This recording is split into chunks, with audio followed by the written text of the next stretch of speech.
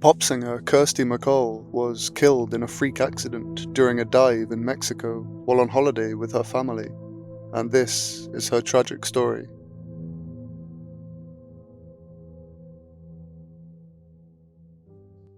Ever since she was a young girl, Kirsty MacColl was always a little bit different. She suffered with severe asthma, which meant that she couldn't attend school as much as other children.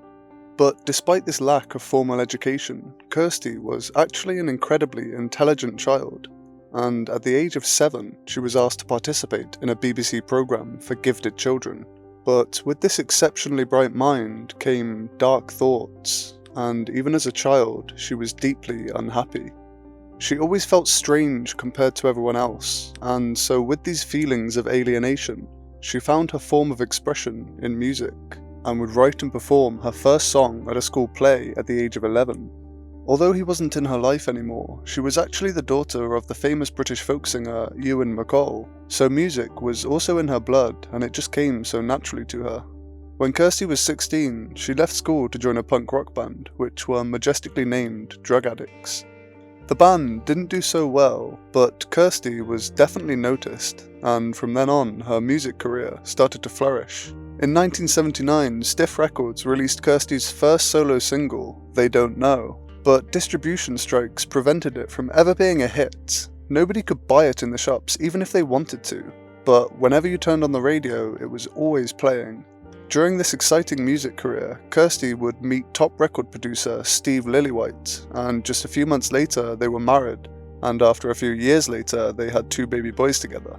But this is when Kirsty started to disappear from the limelight.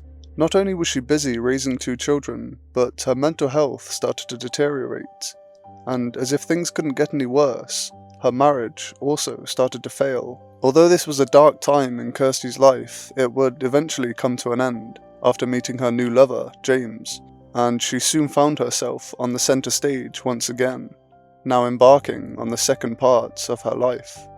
She was actually the happiest she had ever been. Things just seemed to be going really well, and for Kirsty, everything was falling into place. During this happy period in her life, she wanted to do something special with her 2 sons, 15-year-old Jamie and 13-year-old Louis. She wanted to take them on a trip that they'd never forget. She was going to introduce them to scuba diving. Kirsty was actually an experienced diver. It was something that she loved to do when she wasn't focusing on her music career. Nothing technical or daring, just your average recreational dives. And so she booked a flight to Cozumel, somewhere she had dove twice before and knew it would be the perfect place for her sons to start.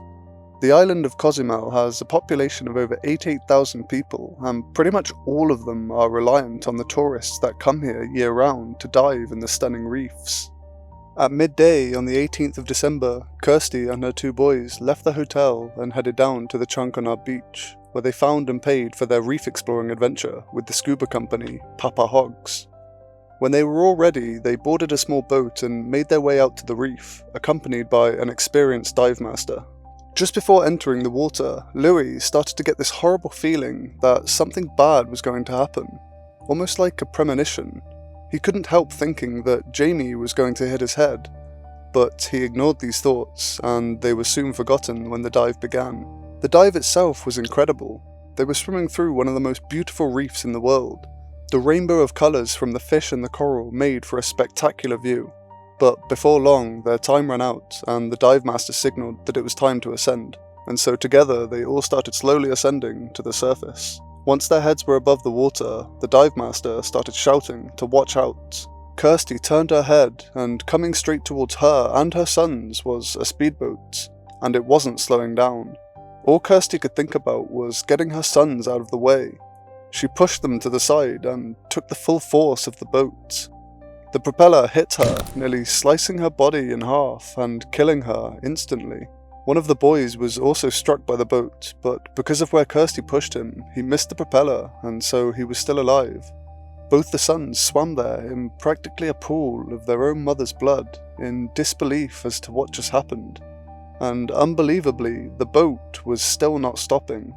The driver completely unaware of the absolute horror he has just inflicted upon this family.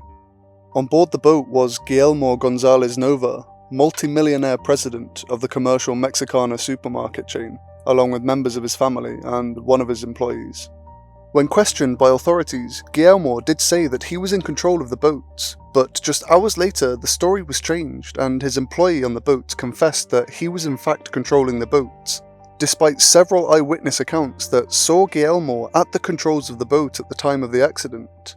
The employee was found guilty of culpable homicide and sentenced to 2 years and 10 months in prison, but instead ended up paying a measly fine of just £61. But it's pretty obvious that this man was paid by Guillermo, who ended up getting off scot-free. Kirsty's mother, Jean, couldn't accept this, and rightly so. She hired a private investigator and set up the Justice for Kirsty campaign, but she soon discovered that much of the evidence the PI had discovered had not been given to the trial, and it became clear that this case was not properly investigated at all. In fact, the investigators didn't investigate, the prosecutor didn't prosecute, and the judge didn't sentence in an appropriate manner. Jean spent her final years fighting to see any kind of justice for her daughter, but in 2009, Guillermo Gonzalez Nova died at the age of 92 from natural causes, which caused the Justice for Kirsty campaign to slowly fade away. Thank you so much for watching, and if you did enjoy the video, feel free to hit that subscribe button. But until the next true disaster, it's goodbye from me. Thank you for the days, those endless days, those sacred days you gave me. I'm thinking of the days